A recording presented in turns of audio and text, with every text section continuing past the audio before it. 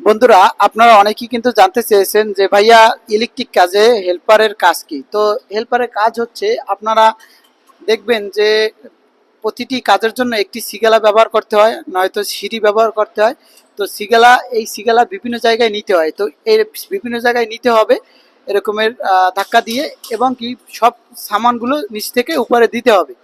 তো অবশ্যই আপনাকে সামানের নামগুলো জানতে হবে। যদি সামানের নামগুলো জানতে না পারেন তাহলে কিভাবে সামানগুলো দিবেন। এই যে যেমন প্রতিটা সামানের নাম আছে, ইএমটি ব্যান্ডার, মিটার টেপ, তারপরে মার্গার, ইএমটি পাইপ, স্ক্রু, কপলিং, এই যে ইএমটি কপলিং, ঠিক আছে, এরকমের সামান আছে।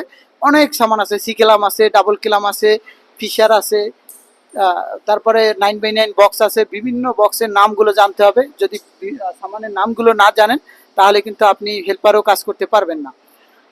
তারপরে 5x10 বক্স আছে, 10x10 বক্স।